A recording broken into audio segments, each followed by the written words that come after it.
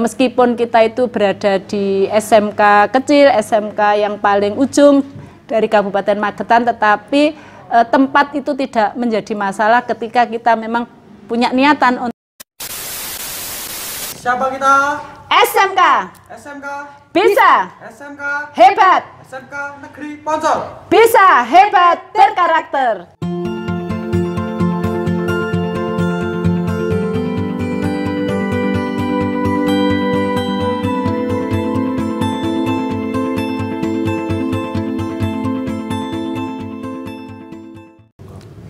Assalamualaikum warahmatullahi wabarakatuh. Perkenalkan, saya Reni Parliana dari kelas 12 Dasa Boga 2. Di sini saya sudah bersama dengan salah satu guru SMK Poncol yang akan kita wawancarai pada siang hari ini. Selamat siang Bu, bagaimana kabarnya hari ini? Siang Mbak Reni yang cantik. Kalau boleh tahu namanya lengkap panjenengan beserta gelare panjenengan sinten nggih Bu? Oh ya, nama saya Mulifah SPD. Kalau tempat tanggal lahir panjenengan Bu? Lamongan 6 Juli 1976. Berarti umure panjenengan dugi sakniki pun 45, sekitar 45 nggih Bu? Ya, 45 tahun. Baik. Ya. Kalau boleh tahu alamat domisiline panjenengan sakniki enten pundi Bu? Alamatnya Desa Jabung, RT 4 RW 1, Kecamatan Panean, Kabupaten Magetan. Baik Bu. Kalau sekarang putrane panjenengan sampun pinten Bu? Sudah 3 Mbak Reni, laki-laki semua. Alah, berarti putrane panjenengan sakniki tesih sekolah napa pun bekerja ngoten? Masih sekolah semua. Untuk yang pertama sekarang semester 5 di Kehutanan UGM. Untuk yang nomor 2 kelas 1 SMA di SMAN 1 Magetan. Untuk yang nomor 3 kelas 2 SD Sedamu Magetan. Hai, hebat. Untuk riwayat pendidikannya panjenengan Bu, mungkin saking TK dugi perguruannya tinggi, saged diceritakne Bu Mulifah. Oh ya, terima kasih. Saya karena lahir saya itu di desa paling pelosok di daerah Lamongan sana. Saya dulu TK di desa Tebluru, itu adalah desa kelahiran saya. Kemudian saya masuk SD pada tahun 1982 dan lulus di SD namanya SDN Sugian 1 tahun 1988. Kemudian saya melanjutkan ke MTS Muhammadiyah Sugian tahun 88 sampai dengan 1991. Setelah itu melanjutkan lagi ke SMA Muhammadiyah 6 Paciran tahun 1991 dan lulus tahun 1994. Kemudian saya alhamdulillah diterima di PTN yaitu IKIP Negeri Malang pada tahun 1994 di jurusan Fisika. Kalau riwayat pekerjaan Bu Mulifah, panjenengan iki langsung ditugasne wonten SMK Poncol napa masih ditugasne di mana begitu Bu? Bisa diceritakan? Oh iya, saya dulu pertama kali itu menjadi guru honorer atau guru tidak tetap di SMA Pancabakti Magetan. Kebetulan saya di sana lama, hampir 8 tahun untuk menjadi guru GTT. Kemudian saya tahun 2003 itu diterima menjadi guru bantu. Meskipun saya tetap berada di SMA Pancabakti. Nah, pada tahun 2008 itu saya diangkat dari guru bantu menjadi CPNS di SMKN Poncol sampai sekarang. Kalau tugas tambahan panjenengan selain menjadi guru, apa saja Bu? Mungkin juga menjadi pengurus organisasi di luar profesi panjenengan menjadi seorang guru. Oh iya. Baik, saya selama menjadi guru di SMKN Poncol awalnya adalah menjadi guru fisika, kemudian beralih mengikuti keahlian ganda menjadi guru multimedia. Untuk tugas tambahan saya sejak tahun 2012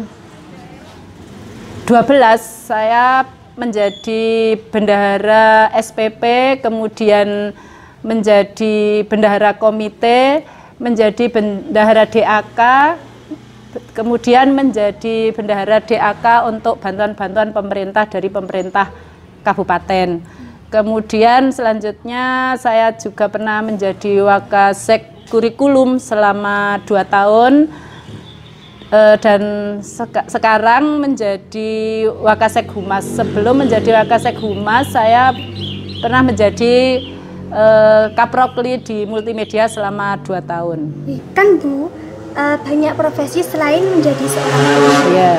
Terus kenapa panjenengan kok memilih profesi sebagai seorang guru? Iya, terima kasih. Itu awal saya memilih menjadi guru adalah saat saya berada di sekolah di SMA itu saya terinspirasi bahwa seorang guru itu akan menjadi inspirasi bagi muridnya. Jadi mereka akan merasa bahagia ketika muridnya berhasil. Itu adalah inspirasi dari guru saya awalnya seperti itu, sehingga saat itu saya mencoba untuk mendaftar di IKIP Malang melalui PMDK seperti itu, jalur rapot seperti itu, untuk mendaftar sebagai calon guru atau di jurusan pendidikan fisika. Nah, setelah itu yang saya rasakan ketika saya menjadi guru bahwa pekerjaan guru ini adalah pekerjaan yang sangat mulia dan itu akan bisa mengantarkan kita ke surganya Allah dengan melalui amal jariah yang kita berikan dengan ridhonya, seperti itu Mbak Reni. Terima kasih. Dalam setiap profesi kan pasti ada suka nih duka Bu. Yeah. Terus mungkin panjenengan sakit jelas nih suka duka nih panjenengan selama menjadi seorang guru. Oh ya, baik. Sebelum saya bercerita terkait dengan suka duka guru, saya sangat bangga dan saya sangat menyukai saya diterima di SMKN Poncol ini. Awalnya saya menangis ketika diterima di sini, di antara menangis bahagia dan juga menangis sedih karena saat itu saya belum bisa naik sepeda motor, kemudian jarak yang harus saya tempuh setiap hari kurang lebih dari 28 km. Itu yang pertama. Kemudian kalau suka duka menjadi guru, saya sangat suka menjadi guru karena saya merasa bangga bisa memberikan motivasi, memberikan inspirasi kepada anak-anak, sehingga dengan harapan saya dari motivasi itu siswa-siswa SMKN Poncol mampu berhasil untuk meraih sukses di masa depannya.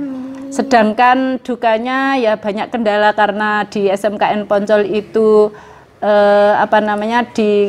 di ketinggian yang kurang lebih dari 1.600 mdpl, sehingga terkadang di sini terkendala sinyal, sehingga ketika masa pandemi kita mau belajar daring dan lainnya kita kesusahan untuk komunikasi kepada siswa, dan juga dalam pembelajaran daring banyak siswa yang kurang bisa respon dan menghadiri di tatap maya karena terkendala sinyal seperti itu. Jadi akhirnya apa yang ingin saya sampaikan kepada mereka mungkin tidak 100% bisa sampai kepada siswa-siswa gitu. Baik Bu Munifah, sejak mengajar di SMK Poncol ini kan pastinya ada siswa atau siswi yang paling berkesan bagi panjenengan, mungkin yang paling pintar atau yang mungkin paling berprestasi atau mungkin juga yang paling bandel ngoten.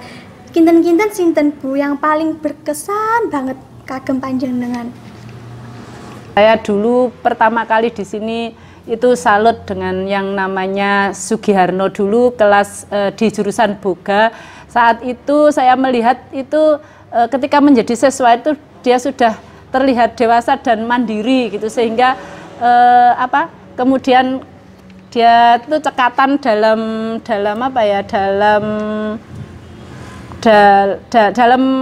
menyajikan makanan. Saat itu dia itu sedang mempresentasikan hasil hasil masakannya yang dianya PKL di Malaysia seperti itu. Terus kemudian ketika kembali ke sini saya tanya sekarang bekerja di mana? Dia bekerja di catering Sono Kembang Jakarta, dan beliau dan dia bercerita kalau gajinya sudah 8 juta ke atas saat itu gitu. Jadi berarti saya terinspirasi bahwa siswa-siswa SMKN Poncol pun akan berhasil dan mampu seperti dia, seperti Sugiharno, seperti itu. Jadi itu salah satu inspirasi yang saya ceritakan kepada siswa-siswa berikutnya, bahwa meskipun kita itu berada di SMK kecil, SMK yang paling ujung dari Kabupaten Magetan, tetapi tempat itu tidak menjadi masalah ketika kita memang